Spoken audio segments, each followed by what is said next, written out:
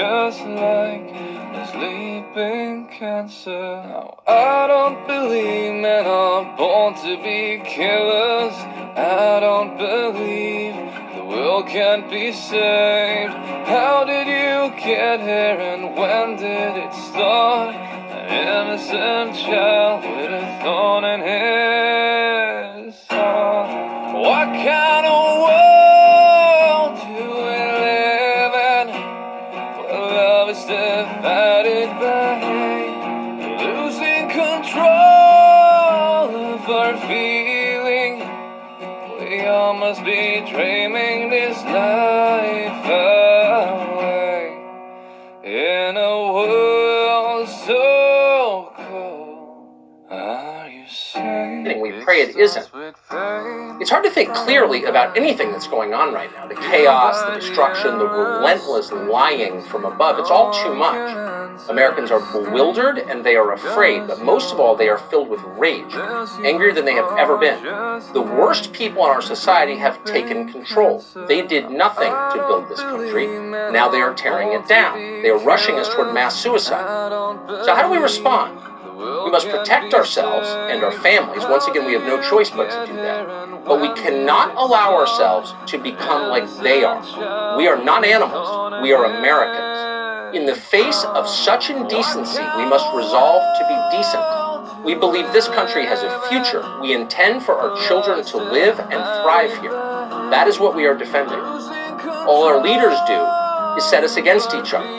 They stage a never-ending national cockfight for their profit and amusement. But we're not going to play along. We will love our neighbors relentlessly in spite of all of it, not because they look like us or share our political views, but we love them because they are human beings and they are Americans. Those are the bonds that tie us together, the bonds our leaders seek to destroy. We can't let them. We should start by being unsparingly honest about what is happening right now. Truth is our defense, and it's our country's last hope. We plan to use tonight's hour to create a record of this moment right now, to show you what's really going on in your country. We feel an obligation to do that before the facts are spun into propaganda by the liars, or the images are pulled off the internet forever, as many of them inevitably will be. We're going to begin tonight with where my family lives and has lived for 35 years, in the northwest quadrant of Washington, D.C. This is called Mack Market. It's on MacArthur Boulevard, which is named after General MacArthur during the war. It's our neighborhood store. It's walking distance from my house. People meet there every morning for coffee. Kids come after school for candy. It's as close to a community gathering spot as we have. The market is run by the Kim family. Kims are immigrants from Korea. They are revered in our neighborhood for their decency and their hard work. When they lost their son several years ago, the neighbors grieved for them. The Kims are not political. They've never hurt anyone. They only make things better. But last night, the mob came for their store. At 1 a.m. this morning, Mr. Kim was kneeling alone on the sidewalk trying to salvage what he has spent his life building. Scenes like this played out in hundreds of neighborhoods across this country, maybe yours. Here are a few. In Columbia, South Carolina, a man called the police when things began to fall apart. Rioters saw him call, they surrounded that man, and they beat him. Onlookers laughed as he was pummeled. When you can't find a way. How many times must you fall to your knees?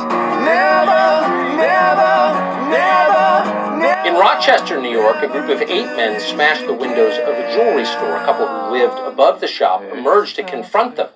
Both of them were viciously beaten with a ladder and a 2x4.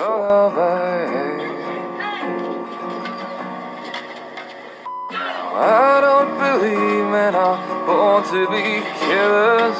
I don't believe what can't be said. What kind of world do we live in, where love is divided by hate, losing control? In Dallas, a man armed with what appeared to be a sword did his best to defend a business from looters. The mob bashed him in the head with a rock and a skateboard. How do we live in, where love is divided by hate, selling our souls for no reason? We all must be dreaming this life away. In a world so cold. Oh, it's hard to watch. In San Jose, rioters with crowbars stormed the highway and attacked vehicles trying to pull It drivers starts from their with cars. pain, followed by hate, fueled by the endless questions no one can answer. Stay, cause your heart fills you apart just like a sleeping cancer. I don't believe men are born to be killers. In Birmingham, Alabama, a local reporter called Stephen Quinn was beaten and then he was robbed on live television as he tried to cover the looting. When did it start? An innocent child with a thorn in his heart. What kind of world do we live in? Where love is divided by. And apparently for daring to carry an American flag in public, he never released the flag, by the way. We all must be dreaming this life away in a world so cold. Are you safe? Where's the shame? A moment of time passes by. How many of these people died? How many were murdered by the rioters? We don't know yet. At the least, some were likely disabled for life. They were beaten that badly. And then there was the mass stealing. It seemed to be everywhere over the weekend. In Buckhead, an upscale part of Atlanta, rioters stole a Tesla from a dealership and drove it through an indoor mall, just to underscore how completely out of control things were. In Portland, Oregon, mobs looted Louis Vuitton, Apple, and Chase Bank, among many others. They often set fires as they left. What kind of world do we live in? Where love is divided by hate, losing control of our feeling. We're dreaming this life away. What kind of world do we live in? In Chicago, protesters fought systemic racism by running through a Nike store stealing shoes.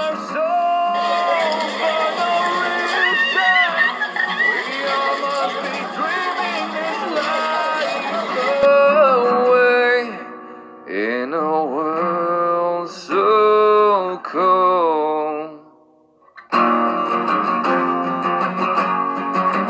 there's a sickness inside you. I think this particular article, to me, proves that George Floyd would be very, very upset over what's going on in the country.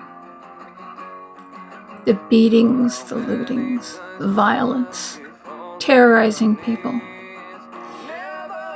Because I looked at him and said, that's a good man. I think he's a very good man. You could tell. Some people, you just look at them, you can tell they are good, you know. Let me read this to you. This is what makes me think. George Floyd has a gospel legacy in Houston. Now, it sounds to me like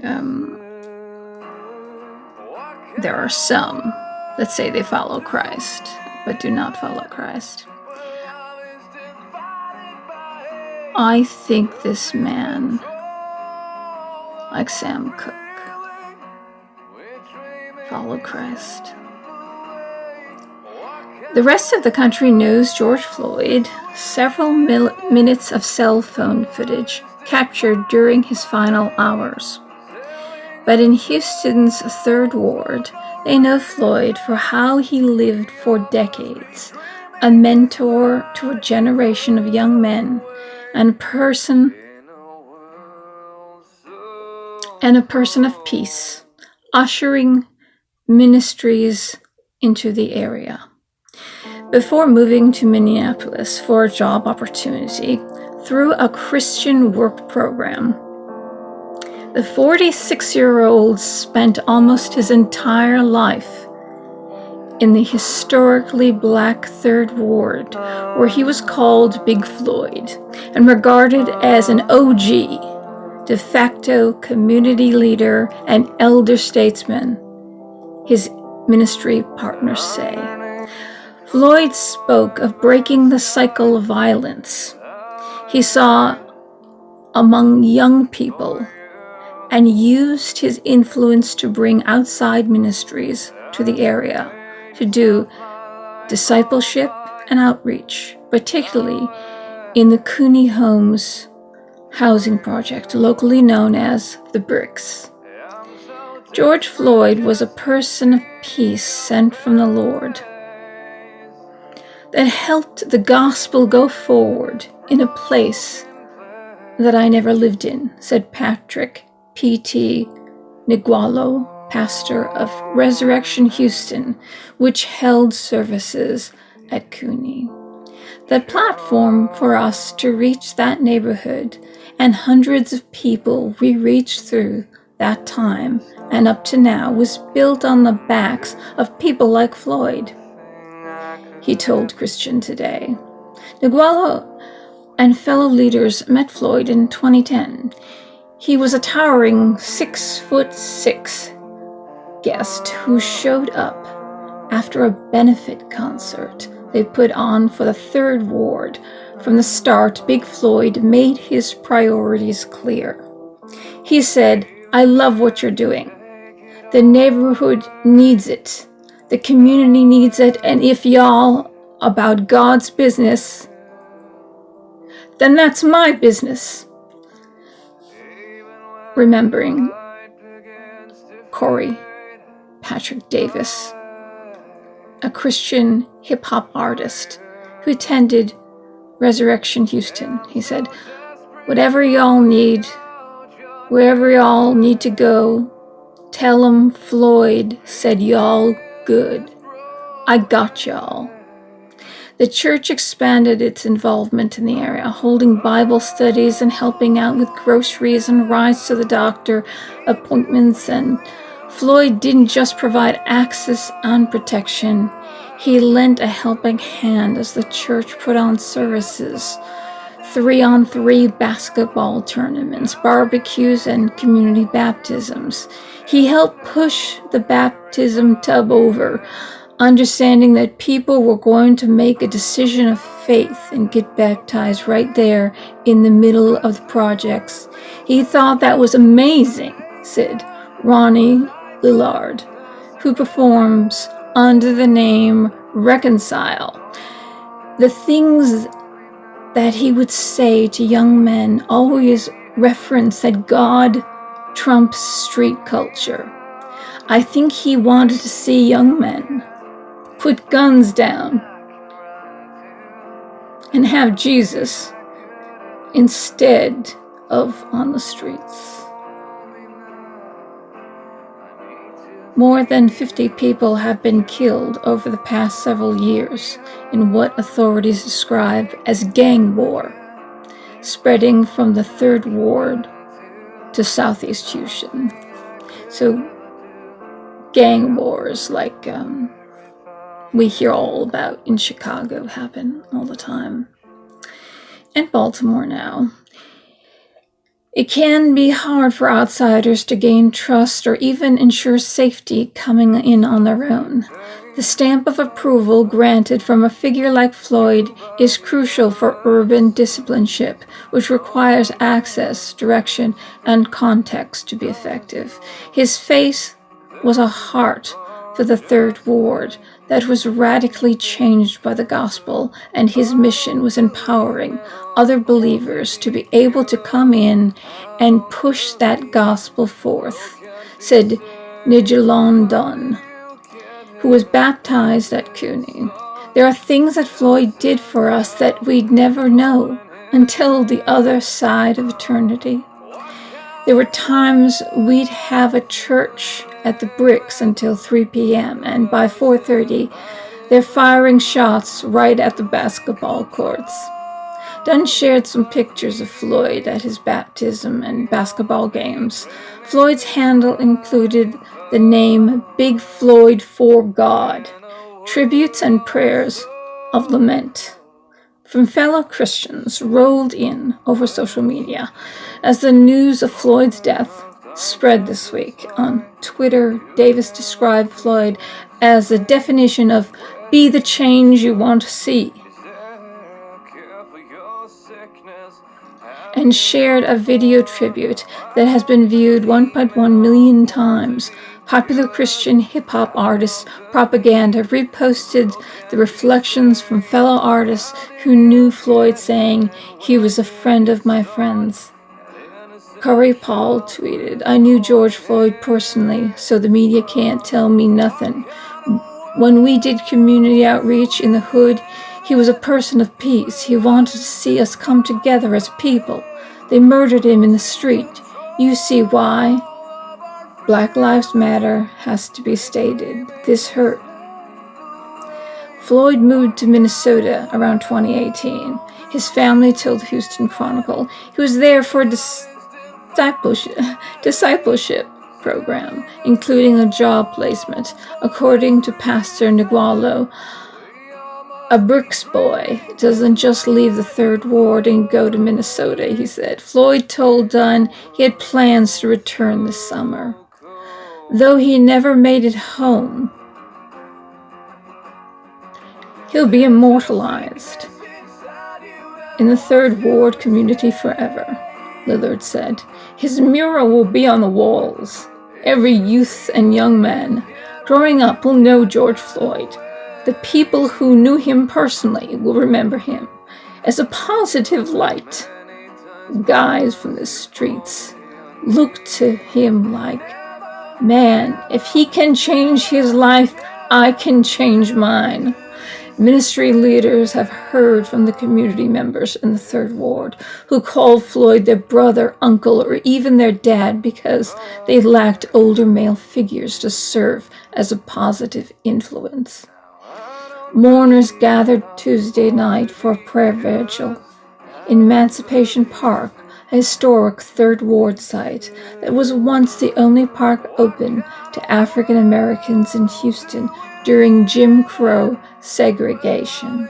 Nigualo is meeting this week with area pastors to lament together. The viral video of Floyd pinned to the pavement by a Minnesota police officer joins a devastating canon of cell phone footage depicting police using force against black men. His friends in ministry said when it turned up in the news, they were ready to watch another clip so soon after the recording of Ahmaud Arbery being shot while jogging in Georgia, and the violence of a woman calling 911 on a black man watching birds in New York Central Park. But then Lillard texted, "It was Big Floyd." There's only so much disbelief that can muster from this kind of killing. They're black men too. Despite their innocence, their faith, their good deeds, they have their own stories of being suspected, humiliated, and threatened by authorities, Lillard told Christian Times. And now they're put in a position of rightly remembering a man they knew as gentle giant, an inspiration to his neighborhood, and a positive force for change. But they also say that that shouldn't matter. He was a fellow image bearer. That should have been enough for him to keep him from the aggressive treatment they saw in the viral clip. Floyd's family and supporters say the officers involved who were fired from the department should face murder charges. Pastor Nigualo is still trying to process the news, but one theme he keeps coming back to is the shedding of innocent blood. After Cain's superiority drove him to kill Abel, Scripture tells us, the Lord said, "What have you done? Listen, your brother's blood cries out to me from the ground." If you fast forward 2,000 years, there's another innocent sufferer whose blood spoke of better things than Abel's. Jesus' blood said he can redeem us through these dark and perilous times. Nguelo said. I have hope because, just like Abel is a Christ figure, I see my brother Floyd as a Christ figure, as well, pointing us to a greater reality. God does hear us. He hears his cry even from the ground now. Vengeance will either happen on the cross or will happen on Judgment Day, but not in the streets, not to people who do feel their pain, and not in a Bill Clinton way. Those words are forever tainted since he said them. I had the light off. I look all red. So he was a good man, and he would not have wanted this to happen for anything in the world. Put away your swords. Those who live by the sword shall die by the sword. I ask you this, that you love one another as I have loved you. And if you love one another, then the world will know that you are my followers. Never do anything to anyone you wouldn't have them done to you. When I was thirsty, you gave me drink. When I was hungry, you gave me food. When I was in prison, you visited me. When I was sick, you comforted me, Lord. When did I do these things for you? He who does these things to the least of mine, he does it to me.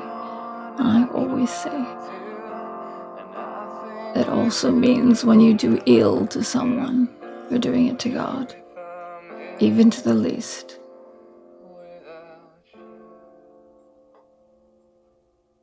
But George Floyd would know that by stealing and looting and beating people up and murdering and taking money to do it, getting paid to do it by George Soros, that's an evil that you will not see in his book on Judgment Day, but it will be in yours if you're one of those that partook of it. He's clean and shining, and with God. What have you done? Look at your life. And what have you done to the least? Because the least is God.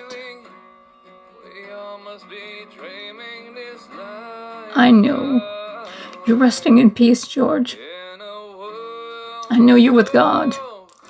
And today I thought to myself, I was thinking, maybe I should pray to George to help us down here.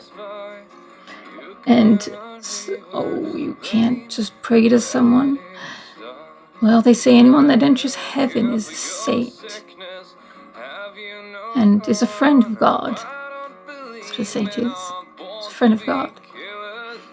And then finding this out today about who he really was, then he is surely a saint. And as we ask Jesus for help, I don't think there's anything wrong with appealing to George. Maybe God will send George down here, because he's got his wings, and maybe he'll help us. They looted Georgetown last night. They smashed the windows in federal buildings. They desecrated virtually every war memorial in the city a week after Memorial Day. And then, as you likely know, last night they set fire to St. John's Episcopal Church, a 200-year-old building that has welcomed every American president since James Madison. It's right across the street from the White House. For people stuck inside anywhere during this insanity, the sick, the elderly, the powerless, the experience was terrifying. Listen to this woman from Minneapolis. How was last night? Scary. They went straight to Office Max, to Dollar Store, and every go now. I have no way to get there because the buses aren't running.